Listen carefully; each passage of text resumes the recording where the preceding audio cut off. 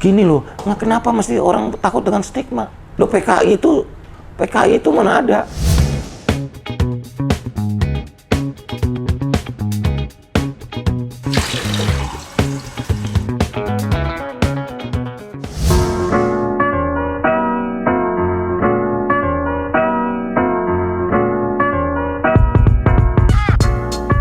Kembali lagi di Ngompol, ngomongin politik JPNN.com. Kalau tadi kita di segmen 1 ngobrolin soal potensi desa yang luar biasa hebatnya, kali ini kita akan mengomentari isu-isu nasional di negeri ini, ya kan Pak Budi ya? Pak Budi sebelum akhirnya sekarang menjadi Wakil Menteri Desa, itu kan sebagai pendiri sekaligus ketua umum dari organisasi relawan pendukung Jokowi atau Projo. Iya. Boleh diceritakan Pak kiprahnya Projo dalam mendukung Jokowi hingga saat ini menjadi presiden 2 periode? Ini, Projo itu adalah relawan berkesadaran penuh yang sadar betul bahwa pemimpin rakyat harus dilahirkan di Indonesia. Projo itu kalau dalam bahasa Sanskerta artinya negeri, kalau dalam bahasa Jawa Kawi artinya rakyat.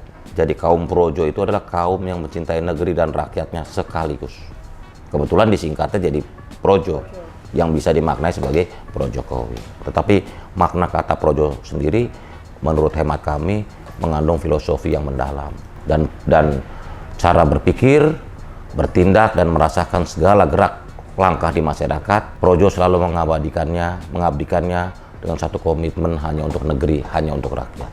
Itu gimana Pak? Awal mula mengumpulkan massa atau masyarakat yang dia ingin totalitas dalam mendukung Jokowi, mungkin adakah pendataan, administrasi, ya, seperti itu? Awalnya di tahun 2013 kita melihat bahwa ada semacam stagnasi dalam sirkulasi kepemimpinan nasional kita. Kami melihat ada denyut jantung di masyarakat, ada aspirasi yang bergerak bahwa rakyat memerlukan sosok pemimpin baru. Yang itu akhirnya kita temukan ada di sosok Pak Jokowi. Itu gerakan kita mulai di tahun 2013. Lalu apa yang membuat Projo jatuh hati untuk memilih Jokowi sebagai pimpinan yang harus dilahirkan? Ini keperluan negara dan rakyat. Pada 10 tahun ke depan, waktu itu tahun 2014, kita memerlukan pemimpin transformasi, pemimpin yang mampu menggerakkan perubahan dan juga memberikan semangat baru bagi perjalanan politik bangsa ini ke depan, gitu. Sehingga itu ada di sosok Pak Jokowi. Projo kan sudah melewati 2 kali pilpres yang mengusung Jokowi dan Jokowi menang. Lebih keras mana, pilpres yang pertama Jokowi atau yang kedua Pak? Kalau dari tantangan sebenarnya lebih keras yang 2014. Okay. Termasuk dari segi militansi jauh lebih kuat, lebih militan tahun 2014. Karena di 2014 kan semua posisi nggak ada yang kita unggul. Media massa, logistik, partai politik mayoritas pro sebelah sana. Pak Jokowi kan cuma punya rakyat di 2014. 2019 kita incumbent, media juga banyak yang dukung kita, gitu loh. Partai politik lebih banyak kita, gitu. Kan berbeda seperti itu. Projo kan menetapkan mendukung Jokowi pada 2013, Iya. sebelum pilpres yang pertama, Pak. Kenapa begitu yakin Jokowi yang harus didukung dan yang loyalnya tuh loh Pak, yang kita tidak, mungkin masyarakat yang tidak pro Jokowi tidak habis pikir Projo kenapa seloyal ini? Jadi kan Saya selalu sering mengatakan bahwa Pak Jokowi itu kan energi rakyat. Kita sebutnya pakai era dan tera. Pak Jokowi itu energi rakyat dan tenaga rakyat. Jadi Pak Jokowi menjadi presiden itu karena tenaga rakyat dan energi rakyat. Relawan Projo itu setia-setia loh. Kalau rakyat itu setia, selama kita konsisten dengan cita-cita dan janji-janji kita, rakyat pasti setia. Rakyat itu jarang berpaling. Yang berpaling itu elit politik. Pak Budi, kenapa menyebut relawan Projo itu disebut sebagai relawan darat, Pak? Ya karena memang politik itu pada 2014 dan 2019 dimaknai dengan udara dan darat. Darat itu teritorial dalam pengertian di akar rumput termasuk TPS, sedangkan udara itu untuk kampanye dengan menggunakan metode-metode sosial media sehingga disebut relawan udara, begitu kan? Ya. Nah, tetapi pada prinsipnya menurut hemat kami tetap harus ada sinergitas di antara kedua gugus relawan itu. Dan memang harus diakui, saya juga sampai nggak habis pikir bahwa seluruh relawan darat atau Projo di seluruh Indonesia ini betul-betul militan. Dan itu diakui sendiri oleh Pak Jokowi dalam kongres kita. Bapak, ini saya sempat baca kalau di Kongres Projo dulu Pak Budi pernah bilang kalau sebenarnya ingin menjadi Wakil Menteri Pertahanan daripada menjadi Wakil Menteri Desa, Pak. Itu kan guyon saya ke Pak Presiden. Karena kan kalau jadi Wamenhan kan artinya kan saya bersama Pak Prabowo. Iya. Begitu. Oke. Tapi saat ini kan Presiden Jokowi memutuskan rivalnya yang dulu menjadi Kemenhan. Baguslah bergabungnya Pak Prabowo dalam pemerintahan Pak Jokowi. KMA ini kan juga harus dipandang positif. Kita sebagai bangsa bisa bersatu untuk menyelesaikan berbagai tantangan bangsa ini ke depan. Begitu. Setelah ditunjuk menjadi Wamendes, Bapak kan dulu pernah bilang kalau semakin cinta dengan Prabowo. Mulai ada. Ya harus dong. Sekarang seperti apa, Pak? Ya semua yang berbuat terbaik untuk negara dan bangsa kita harus patut cintai, siapapun itu. Oke, Pak. Kita pindah ke topik lain. Kemarin tanggal 18 Juni, Presiden Joko Widodo itu sempat marah karena kinerja menterinya dalam penanganan COVID mungkin kurang tidak sesuai yang dimau oleh Jokowi. Dan sempat mengucap soal reshuffle. Bagaimana, Pak, menurut Bapak? Begini, pemerintahan Jokowi Kiai Haji Ma'ruf Amin ini kan yang diamanatkan oleh rakyat untuk memimpin bangsa ini 5 tahun ke depan. Sehingga yang ada program Jokowi, menteri nggak punya program, menteri hanya cuma menjalankan. Nah, narasi besar pemerintahan Jokowi dalam 5 tahun ke depan kan adalah Indonesia maju. Nah, pandemi COVID-19 ini kan menguji banyak hal dari pemerintahan ini. Karena di masa krisis ini kan kita seperti yang Pak Jokowi katakan, kita kan nggak bisa berpikir linear. Orang kondisinya krisis, kondisinya abnormal, kita berpikirnya kayak suasana normal. Nah, itulah challenging dari Pak Presiden. Yang menurut hemat kami bagus sekali untuk memberi motivasi kepada para anggota Kabinet Indonesia Maju dan para menteri. Pandemi global COVID-19 ini kan masalah besar. Ancamannya juga besar. Pertaruhannya juga besar untuk nasib bangsa dan negara kita di masa depan. Karena itu perubahannya juga harus besar, energinya juga harus besar, semangatnya juga harus besar, tenaganya juga harus besar. Pak Budi, dari Kemendes PDTT sendiri pernah nggak kena marah Jokowi? Enggak lah, Pak Jokowi kan bukan presiden yang suka marah-marah. Kalau marah itu menyelesaikan masalah, boleh marah. Kita beralih soal isu tentang RUU Haluan Ideologi Pancasila ya, Pak ya. RUU HIP ini memunculkan polemik dan kegaduhan di masyarakat. Bagaimana pandangan Bapak soal RUU ini, Pak? Pancasila kan udah kesepakatan final.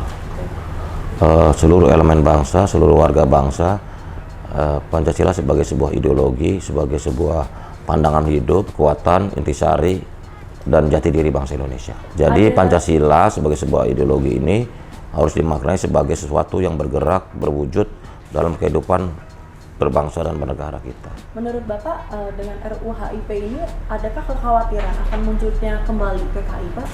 Begini, ini kan dilema yang paling lama, yang menurut hemat kami berlarut-larut. Komunisme sebagai ideologi kan udah tamat di seluruh dunia. Mana ada komunisme yang survive?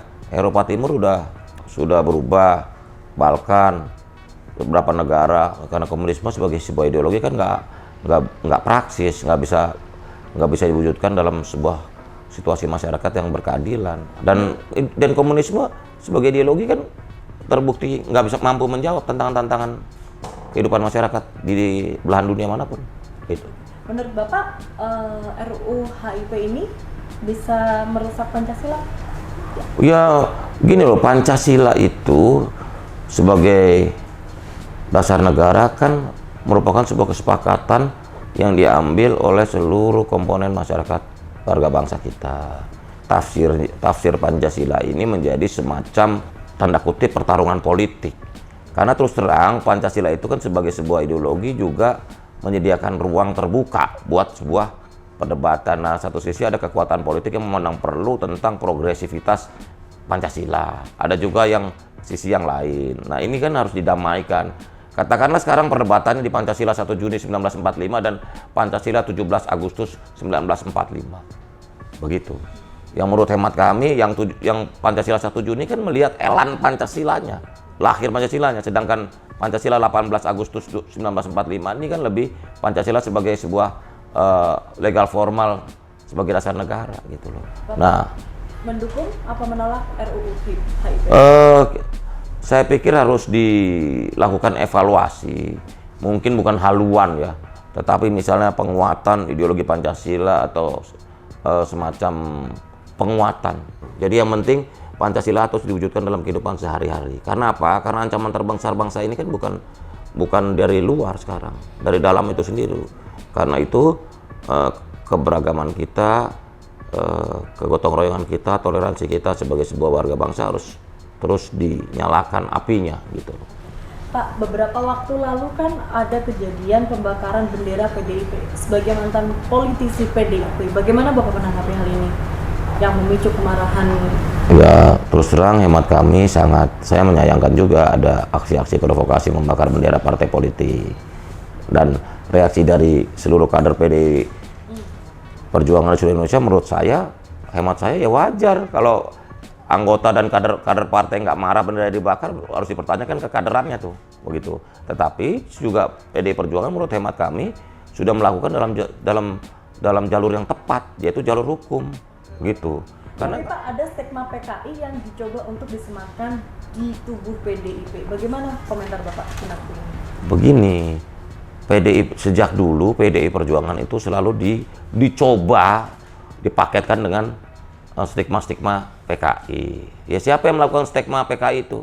Pertanyaannya kan itu. Ya. Dari dulu soal PKI, soal kelompok musuh Indonesia adalah PKI, komunis, ekstrem kanan dan ekstrem kiri. Siapa sih yang buat? Jawab sendiri aja deh. Siapa yang buat itu? Kita ini harusnya sudah selesai dengan pertarungan ideologi. Apakah masih relevan politik Indonesia diwarnai dengan politik agama versus nasionalisme? Nggak ada harusnya. Sekarang lebih baik perdebatannya dimajukan ke perdebatan yang lebih programatik. Kita belajar dari kemajuan-kemajuan atau revolusi yang dilakukan di negara-negara lain, misalnya di Eropa. Begitu Eropa mengalami renaissance di abad ke-17, kan perubahan terjadi. Perdebatan menjadi lebih substantif, lebih cerdas, lebih memajukan, lebih produktif, begitu. Gini loh, kenapa mesti orang takut dengan stigma? Loh PKI itu mana ada?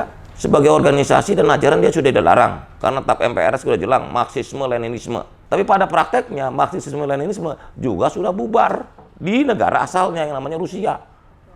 So, apa masih relevan kita bicara tentang Marxisme Leninisme? Pak, ini kan tahun 2024 nanti kan pilpres lagi, sementara Jokowi sudah tidak mungkin untuk bisa mencalonkan lagi. Kira-kira langkah dukungan Projo itu kemana Pak? Gini, yang pertama Projo pasti ikut Jokowi. Itu penting, karena di Kongres kedua Projo saya sudah menegaskan bahwa Projo ikut Pak Jokowi. Siapapun yang didukung Pak Jokowi pada pilpres 2024 pasti Projo dukung. Itu yang pertama. Yang kedua, hingga hari ini memang masih belum mengerucut kepada beberapa figur atau 1-2 figur tertentu. Nah, ini masih dinamis dan menurut hemat kami terlalu dini lah kalau kita bicarakan sekarang. Mungkin nanti 2022 menjelang 2023 kita sudah lebih tergambar figur-figur yang bisa memimpin bangsa ini untuk tahun 2024 sampai 2029 ke depan. Kalau misalkan Jokowi dukung Prabowo Pak? Ya, itu pertanyaan dilematis. Kita lihat aja. Kan kita gini loh, siapapun yang didukung Pak Jokowi pasti kita dukung. Kalau Ahok Pak? No comment. Ganjar Pranowo? Tergantung rakyat nanti. Posisi Mas Ganjar ini sama dengan posisi Pak Jokowi, sama-sama bukan ketua umum partai atau pemilik partai. Begitu. Kalau Ridwan Kamil Pak? Tergantung rakyat lah. Risma? Ya kita lihatlah nanti. Gitu. Tadi ketika saya nanya, mungkin nggak kalau Jokowi mendukung Prabowo, kok Bapak terkesan berat seperti itu Pak? Itu ada bukan berat sih, kita kan sudah bertekad siapapun yang didukung Pak Jokowi kita dukung gitu. Kalau memang rakyat menghendaki, gini loh, saya yakin Pak Jokowi akan mendukung yang dikehendaki rakyat, begitu loh, karena harus yang utama kan tetap rakyat.